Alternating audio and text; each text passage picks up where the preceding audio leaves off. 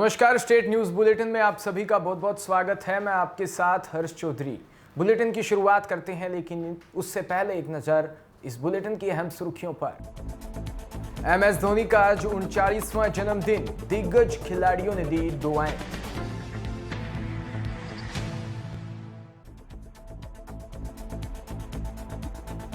बकानी खेल मैदान के समीप खेत में युवक की लाश मिलने से मची सनसनी।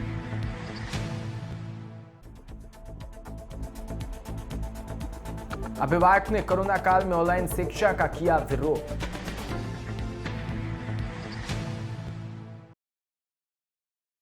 और अब खबरें विस्तार से। गजब का क्रिकेटर, कमाल का विकेटकीपर, बेमिसाल कप्तान और दुनिया का नंबर 1 फिनिशर महेंद्र सिंह धोनी। ये नाम क्रिकेट की दुनिया में जब गूंजता है तो करोड़ों फैंस उसके सजदे में झुकते हैं। विरोधी भी इस नाम का सम्मान करते हैं। वर्ल्ड कप जीतने वाले कप्तान भी MS धोनी को कप्तानों का कप्तान मानते हैं। मानो भी क्यों ना, रांची में पैदा हुए राजकुमार ने अपने कैरियर में वो सब कुछ हासिल किया जिसका सपना दुनिया का हर क्रिकेटर देखता है। टीम इंडिया के पूर्व कप्तान और विकेटकीपर MS धोनी आज 39 साल के हो गए। 7 जुलाई 1981 को रांची में जन्मे धोनी को आज दुनिया के सबसे बड़े क्रिकेटर दुआएं दे रहे हैं। MS धोनी का जन्मदिन हो तो समझ लीजिए सोशल मीडिया पर उनका ही राज होगा।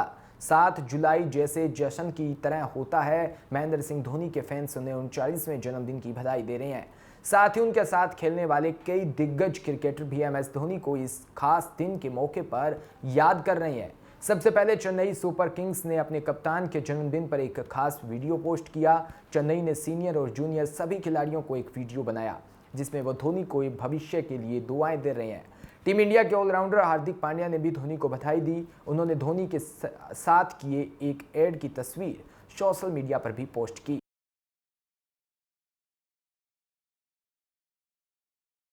खबर राजस्थान के झालावाड़ के बकानी से, जहां थाना क्षेत्र के दात्या खेल मैदान के समीप स्थित खेत में एक व्यक्ति की लाश मिलने से सनसनी फैल गई। सूचना पर पुलिस भी मौके पर पहुंची और शव को अपने कब्जे में लिया। मृतक की पहचान घीसालाल तंवर निवासी कुशलपुरा के रूप में हुई। वहीं मृतक के पास शराब की बोतल, पानी की बोतल, नमकीन व पॉइजन की डिब्बी पड़ी मिली। बकानी थानाधिकारी मनसीराम बिश्नोई ने बताया कि दाता खेल मैदान में एक किसी व्यक्ति की लाश पड़ी है। इस मौके पर जाकर देखा तो शव के पास पॉइजन की डिब्बी व पानी की बोतल भी पड़ी मिली।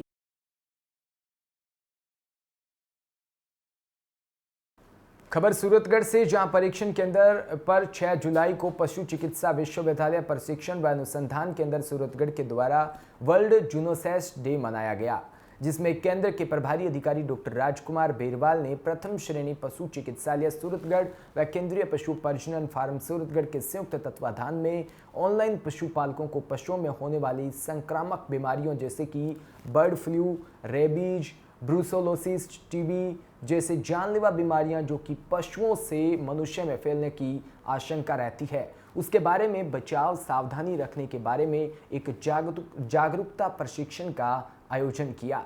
डॉक्टर राजकुमार बेरवाल ने बताया कि अधिकांश लोगों को पशुओं का साथ अच्छा लगता है। कुछ तो उन्हें बिस्तर में सुलाने, हाथ से खाना खिलाने से भी नहीं कतराते, मगर वह इससे अनजान है कि अगर पशुओं की पर्याप्त केयर नहीं की तो वो खतरनाक बीमारियों के शिकार हो सकते हैं। जानवर और इंसान के बीच होने वाली बीमारियों को जूनोटिक बीमारियां कहा जाता है, जो कि हवा, पानी, भोजन किसी भी माध्यम से हो सकती है। जानवरों के खून और टिश्यूज से कई बीमारियां मनुष्य में पहुंचती है और बर्ड फ्लू जैसी बीमारियां जानलेवा साबित हो सकती है। खबर हनुमानगढ़ से, जहां उपखंड के गांव छानीबड़ी में भैरानी पुलिस की तानाशाही के चलते उनके विरुद्ध शुक्रवार को छानीबड़ी के ग्रामीणों ने उप तहसील कार्यालय के सामने धरना शुरू किया, जो कि आज चौथे दिन भी जारी रहा।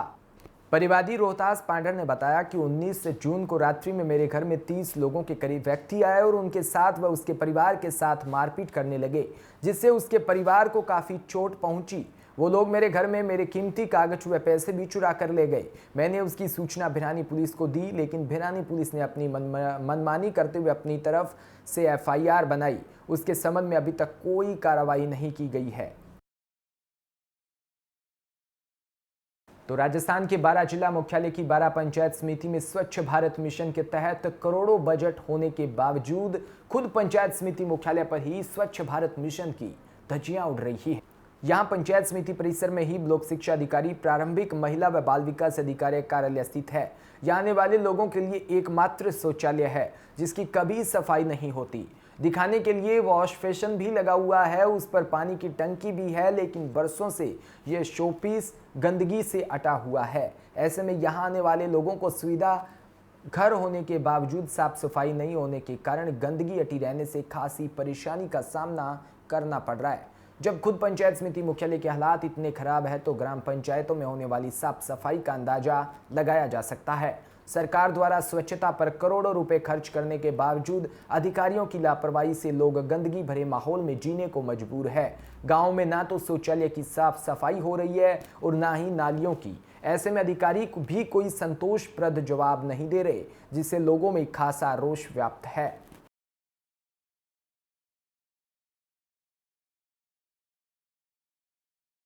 खबर तारानगर से, जहां भाजपा कार्यकर्ताओं ने मुख्यमंत्री के नाम उपखंड अधिकारी को एक ज्ञापन सौंपा। उपखंड अधिकारी की अनुपस्थिति में रीडर को ज्ञापन दिया गया।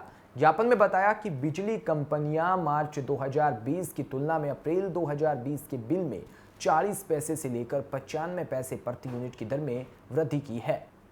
हर माह बिजली के बिल में स्थायी शुल्क लगाया जाता है। यह विचित्र बात है कि अगर किसी नागरिक ने अपनी आर्थिक मजदूरी के चलते पिछले माह का बिल नहीं चुकाया तो अगले माह के बिल में पिछले माह की संपूर्ण राशि तो जोड़ रही है, लेकिन साथ में पिछले माह का स्थायी शुल्क भी अलग से और जोड़ा जा रहा है।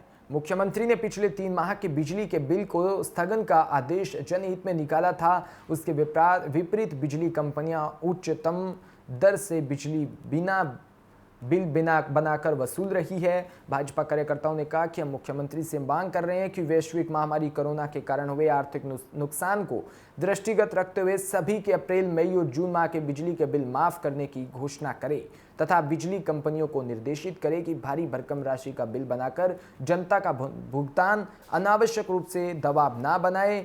और ज्ञापन देने वालों में भाजपा नगर मंडल अध्यक्ष हरि इंदौरिया, किसान नेता त्रिलोक चंद कसवा, पूर्व अध्यक्ष मोहम्मद तैयब सहित अनेक भाजपा कार्यकर्ता मौजूद थे।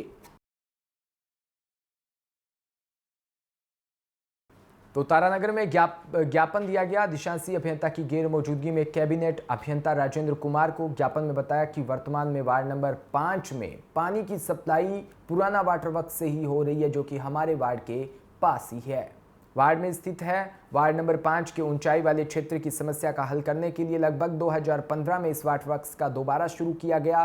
पूरे 5 साल तक पानी को लेकर किसी प्रकार की समस्या नहीं थी, लेकिन पिछले 10 से 15 दिनों में पानी की भारी समस्या हो रही है। वार्ड वासियों का कहना है कि वार्ड नंबर 5 में स्थित गोगामेड़ी के पास लाइन खोदकर प्लेट लगा दी गई। उसके बाद से घरों में पानी का प्रेशर बिल्कुल कम हो गया और ऊंचाई पर स्थित घरों में पानी पहुंचना बंद हो गया। वहीं नहरबंदी के कारण पानी बहुत कम आ रहा था तथा दूसरा इस लाइन में गड़बड़ कर देने के कारण यह स्थिति हो चुकी है। वार्ड वासियों का कहना है कि यदि 5 दिनों में हमारी समस्या का समाधान नहीं होता तो हम इस पर उग्र आंदोलन करेंगे, जिसकी सारी जिम्मेदारी प्रशासन की होगी। वार्ड नंबर 4 में 10-12 दिनों से पानी की काफ़ी गंभीर समस्या चल रही है। एक तरफ गर्मी का मौसम है, लोग गर्मी से वैसे तड़प रहे हैं। बार बार प्रशासन को कहने के बावजूद पानी की तरफ कोई ध्यान नहीं दे रहे। 3-4 बार हमने प्रशासन को सूचना भी दे दी, कई बार फोन भी कर चुके हैं। आज हम सैकड़ों की संख्या में वार्डवासी वार्ड नंबर 4-5 के सभी वार्डवासी बता रहे हैं और यहाँ अधिकारियों को ज्ञापन दिए। यहाँ की समस्या है कि ऑफिस में एक्सिन जईन। खबर भीलवाड़ा से, जहां निजी स्कूल द्वारा फीस जमा करवाने और उसमें वृद्धि करने के विरोध में अभिभावक संघर्ष समिति के बैनर तले अभिभावकों ने भीलवाड़ा जिला कलेक्ट्रेट पर प्रदर्शन किया। उन्होंने जिला कलेक्टर को ज्ञापन भी सौंपा, जिस पर फीस माफ करने के साथ ही ऑनलाइन पढ़ाई को बंद नहीं करवाने की मांग की। वहीं अभिभावकों ने चेतावनी भी दी कि यदि 7 दिवस के भीतर मांग नहीं मानी जाती तो भीलवाड़ा बंद और अनशन शुरू किया जाएगा। समिति के अध्यक्ष सुनील कोठारी ने कहा कि हम पिछले कई दिनों से फीस माफ को लेकर प्रदर्शन कर रहे हैं, लेकिन हमारी सरकार ने अब तक नहीं सुनी। इसकी शिकायत भी हम अधिकारियों तक गए, लेकिन वो भी आंख मूंद कर सो रहे हैं। यही नहीं कि स्कूलों में अपनी फीस भी बढ़ोतरी कर दी। यदि स्कूलों के पास पैसा नहीं है तो वो इतने बड़े बड़े विज्ञापन कैसे लगवा रहे हैं। इसके कारण आज हमने ज्ञापन सौंपा है।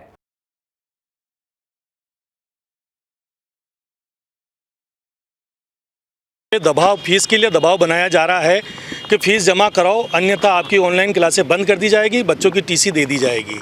इसके ऊपर 32 निजी स्कूलों के एक साथ आज अभिभावक संघर्ष समिति के बैनर तले कलेक्टर साहब को ज्ञापन देने आए हैं कि हम मांग करते हैं कि पूरे साल की फ़ीस माफ़ की जाए, या जब तक स्कूलें नहीं खुले जब तक की फ़ीस माफ़ की जाए और किसी पर दबाव नहीं बनाया जाए। जहां 10 से 20% तक बढ़ोतरी करके फ़ीस वसूली की जा रही है, जहां अभिभावक एक तरफ ये कह रहा है कि हम फ़ीस देने के काबिल नहीं हैं, अभी फ़ीस देने के सक्षम नहीं है, उसके बाद में भी ये फ़ीस लेने वाले स्कूल 10 से 20% बढ़ा के मांग रहे हैं, जो कहां तक उचित है। इसकी हमने पहले भी पूर्व में भी शिकायत की थी, लेकिन अधिकारी द्वारा कोई कार्रवाई नहीं करते हैं और आग मूंद के बैठे हैं। ऐसे फीस जमा नहीं होने पर ऑनलाइन क्लास बंद करने की धमकी दे रहे हैं। हमने कलेक्टर साहब से मांग की।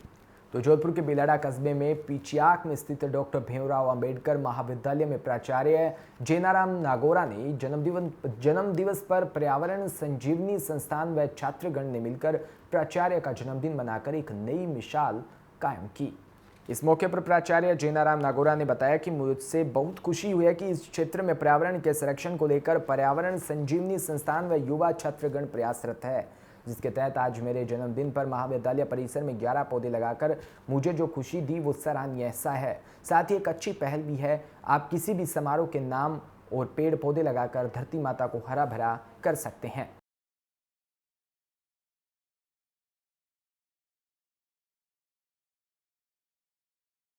खबर जोधपुर से है, जहां कोरोना महामारी के बीच स्कूलों में शुरू हुई ऑनलाइन शिक्षा और लॉकडाउन के दौरान की फीस वसूलने के विरोध में परिजनों ने जोधपुर शहर के सरदार टून पब्लिक स्कूल के बाहर जमकर हंगामा किया। परिजनों ने स्कूल प्रबंधन पर लॉकडाउन के दौरान की फीस माफ करने के साथ ही ऑनलाइन शिक्षा को लेकर वसूल की जा रही है, इस पर आपत्ति करते हुए ऑनलाइन शिक्षा पर कड़ी आपत्ति की। इस दौरान परिजनों ने स्कूल प्रबंधन पर मनमर्जी करने का आरोप लगाते हुए जमकर हंगामा किया।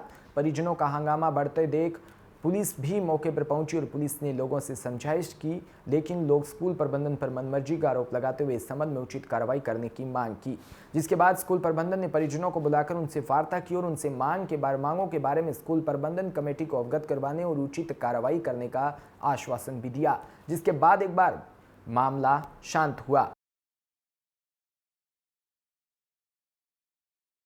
आज सरदार दून स्कूल के अभिभावकों की तरफ से मैनेजमेंट को एक लेटर दिया गया है। उस लेटर में हमारी मुख्यतः 2 ही मांगे हैं। पहली, विशेष परिस्थितियों को देखते हुए जो स्कूल के द्वारा फीस बढ़ाई गई है उसको वापस लिया जाए, और ऑनलाइन क्लासें जो कि छोटे बच्चों के लिए इन्होंने शुरू की है उसका ड्यूरेशन या तो कम किया जाए या छोटे बच्चों का कोर्स कम करके उसको पूरी समाप्त किया जाए, क्योंकि स्कूलें खुल नहीं रही है।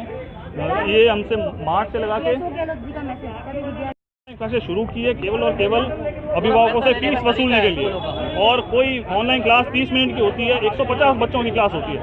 आधा टाइम मैडम का सिर्फ इसमें निकल जाता है कि बच्चों चुप रहो, इसलिए उसका कोई औचित्य नहीं है, केवल और केवल फीस वसूल करना इनका उद्देश्य है। कुछ भी समझ में नहीं आ रहा। हम आज 11th में कुछ समझ नहीं आ रहा है।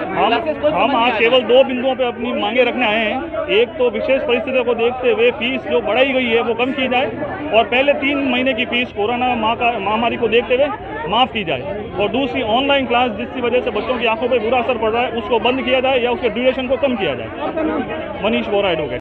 ऑनलाइन क्लासेस बंद करने के लिए इकट्ठा हुए हैं, प्लस फीस के लिए वो माफ़ करने के लिए इकट्ठा हुए हैं, लेकिन यहाँ का जो मैनेजमेंट है वो सुन नहीं रहा है और वो कह रहा हम चालू रखेंगे। हम इसके पूरी तरह से खिलाफ हैं। इसके कई सारे कारण हैं, केवल एक ही नहीं है। एक तो पैंडेमिक चल रहा है और उससे हमारी सबकी रीढ़ टूट चुकी है, हम पूरी तरह से परेशान हो चुके हैं। उसके ऊपर ऑनलाइन क्लासेस से हम सबको पूरा ध्यान बच्चों पे देना पड़ता है, पूरा दिन उन्हीं पे ध्यान देना पड़ता है।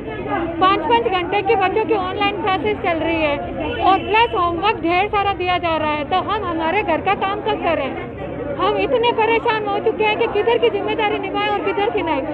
इसलिए हम सबका हाथ जोड़ के विनती है स्कूल प्रशासन से और सरकार से कि ये सारा जो भी ढर्रा इन्होंने चालू कर रखा है उनको बंद करें। कोई टाइम फिक्स है? मैं रानी मुथा। कोरोना पीरियड में फीस छोड़ने की मांग कर रहे हैं, और हमारे यहाँ पूर्व में 3 तारीख पूर्व में आए थे, तब मैंने उनको कहा था कि आप लोग या तो सरकारी आदेश ले आइए या कोर्ट का कोई निर्णय लाइए, तो सरदार दून स्कूल जोधपुर में सर्वप्रथम स्कूल होगी जो फीस माफ़ करेगी। ये हमने इनको सांत्वना दी थी। फिर भी कुछ लोगों के बहकावे में और ये अपनी जिद पे अड़े हुए हैं, जिसमें कुछ पेरेंट्स होते भी नहीं हैं, दूसरे हैं निशंस करने वाले भी शामिल होते हैं, जिनका भी मेरे यहाँ वीडियोग्राफी है। और कुछ हमारे समाज में 3 साल से इलेक्शन होते हैं, जो विरोध ग्रुप होता है वो उनको आगे करता है और इनके द्वारा किया जा रहा है। 4 तारीख को भी ये इकट्ठे हुए थे, उस दिन हॉलीडे था, तो अभी इनके फ़ोन आए, मैंने जवाब दिया था। आज का इन्होंने समय लिया था, समय लेके ये आए, इनका मेमोरेंडम ले लिया है और सिंह सभा की जो मीटिंग होगी उसमें रख दिया जाएगा, क्यों अकेला मैं इसमें कोई निर्णय ले नहीं सकता। इनको ये सांत्वना दे दी है, यदि सिंह सभा निर्णय लेगी तो फीस नहीं ली जाए तो इनको इन्फॉर्म कर दिया जाए। तो खबर जोधपुर के ओसिया से, जहां विधानसभा चुनावों में लगी आदर्श आचार संहिता के बाद से नेवरा रोड की डामर सड़क नेवरा गांव से ओसिया तक का कार्य बंद पड़ा है। ज्ञात रही कि ओसिया के पूर्व विधायक भेराराम सियोल ने नेवरा गांव में 1 व नवेरा रोड में 3 डामर सड़कें स्वीकृत करवाई थी, जिनसे नेवरा गांव की 1 व नेवरा रोड की 2 सड़कों का निर्माण कार्य आचार संहिता के पहले ही पूर्ण हो गया। वह एक सड़क का काम शुरू करते ही आचार संहिता लग जाने से उस सड़क का निर्माण कार्य रोक दिया, जिसके बाद से अधूरी पड़ी सड़क का निर्माण कार्य आज तक शुरू नहीं हुआ, जिसकी वजह से नेवरा गांव से ओसिया व बेनीवालों व बाना गोदारों जाखड़ों व प्रजापतों की ढाणियों के साथ निगन बिगमी के लोगों को आवाजाही में भारी समस्या का सामना करना पड़ रहा है।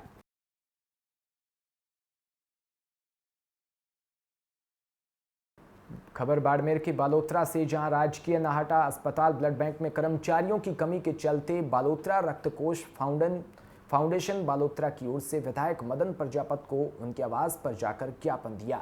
रक्तकोष जिला सचिव मोहम्मद रमजान ने बताया कि ब्लड बैंक में कर्मचारियों की कमी के चलते भारी कठिनाइयों का सामना करना पड़ रहा है, जिसको लेकर रक्तकोष द्वारा ज्ञापन दिया गया। खबर बाड़मेर से, जहां रामसर सीमावर्ती क्षेत्र में टिड्डी हमला लगातार जारी है। खड़ीन में मंगलवार को पहुंची टिड्डियां बुधवार को खड़ीन व जाखड़ों का तला व खारा राठौड़ान, खगाला, हाथमा, सेतराऊ, भाजभर क्षेत्र तक पहुंच गई। किसानों के खेत व पेड़ पूरी टिड्डियों से भर गया। पूरे क्षेत्र में भारी संख्या में टिड्डी देखकर हड़कंप मच गया। टिड्डी दल रामसर क्षेत्र के दर्जनों गांवों में फैल गया। हालांकि टिड्डियों की संख्या गत वर्ष की अपेक्षा फिलहाल कम है, लेकिन पाकिस्तान में पनप रहे टिड्डियों के बड़े समूह के हमले की आशंका बनी हुई है। रामसर व गडरा रोड व रामसर क्षेत्र में कुछ महीने पहले सीमा पर पार से टिड्डियों ने लगातार हमले बोल बड़े क्षेत्र में फसल को चटकर भारी नुकसान पहुंचाया था। किसान अभी तक उस नुकसान से उभरे भी नहीं थे कि टिड्डियों के समूह एक बार फिर आना शुरू हो गए। अब टिड्डी हरे भरी वनस्पति को भी टिड्डी चट कर रही है। टिड्डी के दल ने रामसर क्षेत्र के गांवों में फसलों को नुकसान पहुंचाया है। तो खबर हनुमानगढ़ जिले के संगरिया से, जहां बीती रात एक व्यक्ति ने अपनी पत्नी के प्रेमी की फावड़े से वार कर हत्या कर दी। प्रेमी अपनी प्रेमिका के परिवार के साथ ही रहता था। रात को तीनों में झगड़ा हुआ। इस संबंध में राकेश के परिजनों ने रिपोर्ट दर्ज की। पुलिस आरोपी को हिरासत में लेकर पूछताछ कर रही है। थाना प्रभारी इंद्र कुमार ने बताया कि संगरिया के वार्ड 1 में रहने वाले आरोपी सीताराम ने पत्नी के प्रेमी राकेश को रात करीब 1:30 बजे फावड़े से वार कर हत्या कर दी, जिसकी सूचना मिलने पर पुलिस मौके पर पहुंची तथा शव को सरकारी अस्पताल की मोर्चरी में रखवाया। थाना प्रभारी ने बताया कि सीताराम उम्र 40 वर्ष और राकेश उम्र 25 वर्ष दोनों ही बोलावाली के रहने वाले थे। सीताराम और उसकी पत्नी गुलाब उम्र 35 वर्ष की 3 बेटियां हैं। सबसे बड़ी बेटी 14 साल की गगन अपनी बुआ के पास रहती है। 2 बेटियां 10 साल की कोमल और 5 साल की पूनम अपने माता पिता के साथ ही रहती है। गुलाब और राकेश में कुछ समय से प्रेम प्रसंग था। करीब 5 महीने पहले राकेश गुलाब को भगाकर ले गया था। इस संबंध में सीताराम ने गुलाब की गुमशुदगी की रिपोर्ट थाने में दर्ज करवाई थी। पुलिस गुलाब और राकेश तथा पूनम को मोहनगढ़ से लेकर आई थी। गुलाब ने तब सीताराम के साथ रहने से इनकार भी कर दिया था।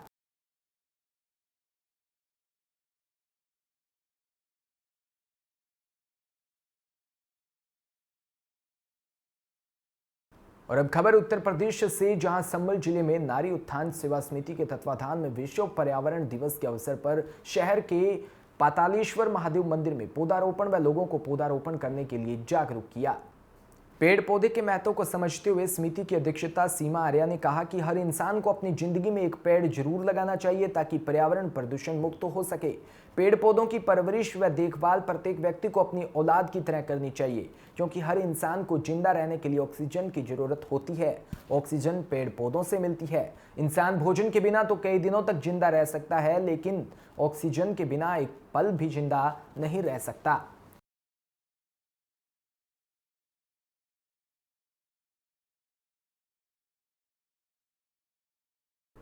तो वहीं उत्तर प्रदेश के संभल में अंतर्राज्यीय मोटरसाइकिल व मोबाइल चोरों का पर्दाफाश किया गया। गुन्नौर पुलिस को एक बड़ी सफलता भी मिली। संभल के कोतवाली गुन्नौर क्षेत्र में पकड़े गए शातिर 2 बदमाश बबराला के व्यापारी से मोबाइल लूटकर भाग गए थे। तब व्यापारी ने इन दोनों चोरों के खिलाफ गुन्नौर कोतवाली में मुकदमा दर्ज करवाया था। जब मोबाइल की लोकेशन की जांच की गई तब दोनों बाइक चोर पकड़ में आ गए। इनमें से एक का नाम अंकित, दूसरे का नाम गोविंद है। अंकित ने बताया कि मैं पहले भी जेल जा चुका हूं, फिलहाल मैं अभी जेल से छूटकर आया हूं। इन दोनों चोरों ने निशानदेही से 7 मोटरसाइकिल पकड़ी है और इन पर कई जिलों में मुकदमा भी दर्ज है। शातिर चोर ने बताया कि हम दोनों लोग एक संगठित गिरोह है। हम लोग दिल्ली, हरियाणा, गाजियाबाद और नोएडा आदि जनपदों में अस्पतालों, मॉल व रेलवे स्टेशन, बैंकों के आसपास भीड़ भाड़ वाले स्थानों पर निगरानी रखते हैं तथा मौका पाकर चाबी मिलाकर लोग तोड़ देते हैं और मोटरसाइकिल चुरा लेते हैं। मोटरसाइकिल पर फर्जी नंबर प्लेट लगाकर असली नंबर बताकर 15-20 हज़ार रुपये तक ग्राहक तलाश कर बेच देते हैं। वह रास्ते में बात कर रहे व्यक्तियों से मोबाइल लूट लेते हैं, उनको बेचकर अपना परिवार का खर्चा पूरा करते हैं। हम लोग अपनी सुरक्षा हेतु अवैध शस्त्र भी अपने पास रखते हैं। वह जंगल की झाड़ियों में मोटरसाइकिल को इकट्ठा करके उनकी नंबर प्लेट बदलकर सस्ते दामों में बेच देते हैं। पुलिस ने इनके खिलाफ मुकदमा दर्ज कर जेल भेज दिया।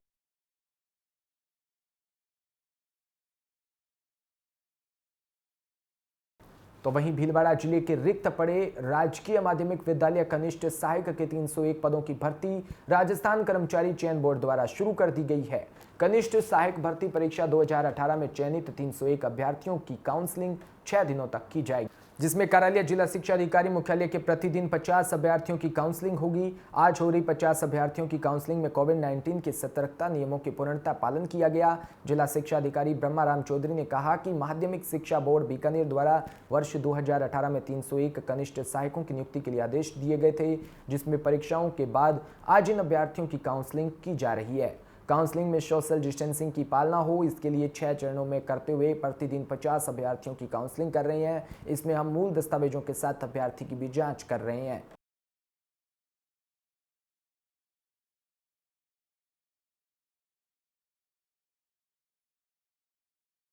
राजस्थान कर्मचारी चयन बोर्ड के द्वारा कनिष्ठ सहायकों की भर्ती परीक्षा 2018 है, उसके सफल कैंडिडेट अपने को 301 दिए गए हैं, उसकी काउंसलिंग की जा रही है। विद्यालयों में रिक्त पद और शेष में मुख्य ब्लॉक शिक्षा अधिकारी के कार्यालयों में जो पद रिक्त है उनके विरुद्ध आज से काउंसलिंग चालू हो गई है। आज हमने 50 कनिष्ठ सहायकों को आमंत्रित किया है और 50 की ही काउंसलिंग होगी। 10 कैंडिडेट का डॉक्यूमेंट का मोर्च से मिलान कर लिया है। उसके लिए हमने मास्क लगाए हुए हैं, थर्मल स्क्रीनिंग कराई जा रही है और साबुन से हाथ धोना, सैनिटाइज करना, ये सब किया जा रहा है। अंतिम काउंसलिंग 14 जुलाई को है। उसी दिन जो वेबसाइट रहेगा जिन्होंने काउंसलिंग में भाग लिया है उनको प्रस्तावना आदेश जारी कर दी जाएगी। मैं श्रीनगर अजमेर से हूँ एंड मुख्यालय के अंदर वहाँ जो नॉर्मली चाहिए उनको वैसे भी यहाँ पर ज़्यादा देर नहीं रुकना है, एक्चुअली 2 घंटे 3 घंटे, तो उस हिसाब से बिल्कुल पानी की व्यवस्था भी ठीक है एंड छाया वगैरह है, आराम से बैठे हैं, नो प्रॉब्लम। वैसे तो हाँ लॉन्ग टाइम है बट ठीक है, क्योंकि कोरोना की वजह से हमको लेट कर दिया गया।